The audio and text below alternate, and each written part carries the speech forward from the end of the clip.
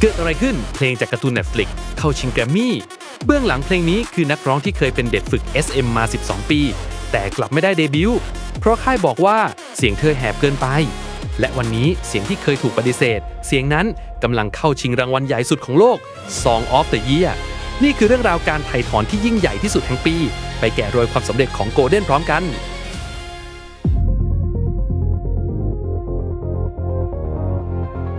โย่ what's up guys กราบสวัสดีชาวไอซ์สไตล์ CG ทุกคนครับกลับมาเจอกันกับไอซ์คนดีคนเดิมวันนี้มีเรื่องที่พีคแบบตะโกนมาเล่าให้ฟัง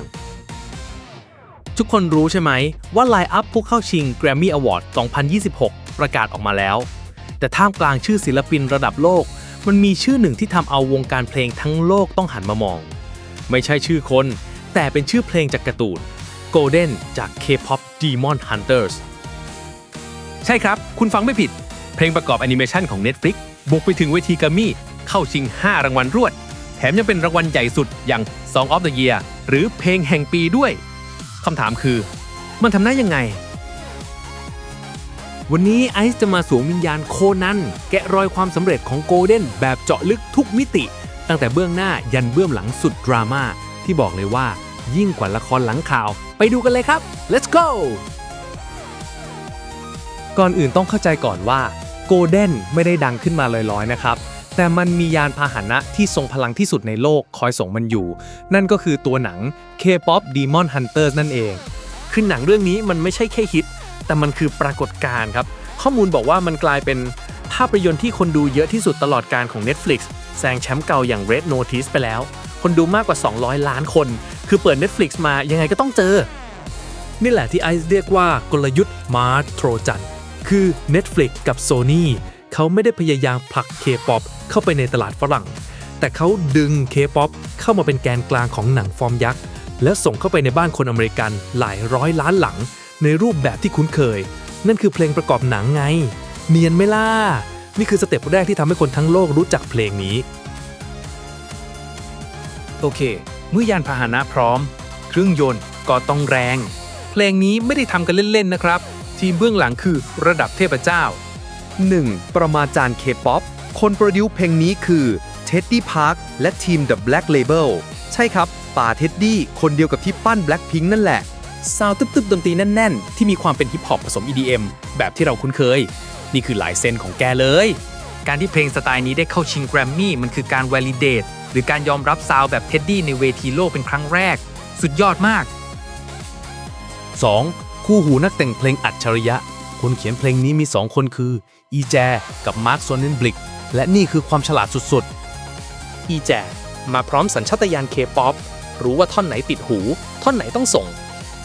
ส่วนมาร์คมาจากสายละครเวทีบรอดเวย์เนี่ยเขารู้โครงสร้างการเล่าเรื่องพันบทเพลงเขาบอกว่า Golden ถูกเขียนในฐานะ I Want Song ซึ่งเป็นเพลงที่ตัวละครหลักใช้ประกาศความฝันของตัวเองมันเลยกลายเป็นเพลงที่มี2เลเยอร์ฟังใน TikTok ก็สนุกเต้นตามได้แต่พอฟังในหนังโอ้โหมันคือเพลงที่แบกอารมณ์และความเจ็บปวดของตัวละครไว้ทั้งหมดลึกซึ้งเบอร์นี้ไงถึงไปถึงแกรมมี่ได้และนี่คือหัวใจของเรื่องราวทั้งหมดเรื่องราวของอีแจผู้ให้เสียงร้องตัวละครหลักรูมิและเป็นคนร่วมแต่งเพลงนี้ขึ้นมาทุกคนครับอีแจไม่ใช่หน้าใหม่เธอคืออดีตเด็กฝึกค่าย SM Entertainment นานถึง12 ปีที่ฝึกฝนเคียงข้างรุ่นพี่อย่าง Girls' Generation และ SHINee แต่เธอ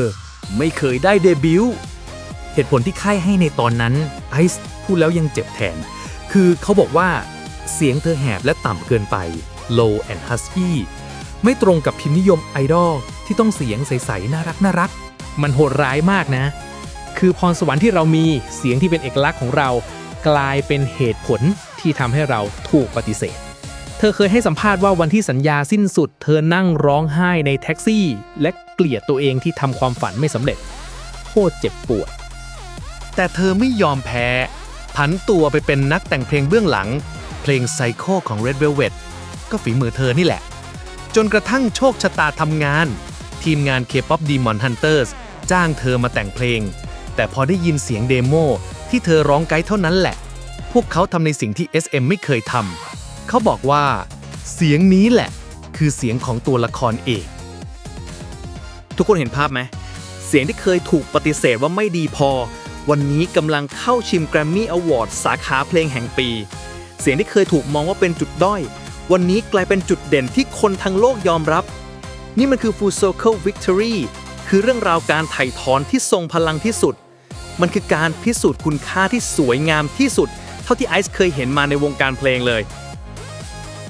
สุดท้ายนี้การเข้าชิงแกรมมี่ของ Golden มันสอนให้เรารู้ว่า เพลงที่ยอดเยี่ยมมันมาจากไหนก็ได้ และที่สำคัญกว่านั้นมันคือชัยชนะของเรื่องเล่า และชัยชนะของคนที่ไม่ยอมแพ้อย่างอีแจครับ มันคือข้อพิสูจน์ว่า สิ่งที่คุณอื่นมองว่าเป็นข้อบกพร่องของคุณ วันหนึ่งมันอาจจะกลายเป็นโกลเด้นหรือทองคำที่ล้ำค่าที่สุดในชีวิตของคุณก็ได้ จงเชื่อมั่นในเสียงของตัวเองครับ ใครดู K-POP Demon Hunters แล้วบ้าง อินกับเพลงนี้เหมือนไอซ์ไหมคอมเมนต์มาคุยกันข้างล่างหน่อย ถ้าชอบคลิปสาระบันเทิงแบบเจาะลึกแบบนี้ อย่าลืมกดไลค์ กด subscribe และกดกระดิ่งกริ๊งๆ ให้ช่อง Ice Style CG ด้วยนะครับสำหรับวันนี้ไอซ์ขอตัวไปดูหนังซ้ำอีกรอบก่อน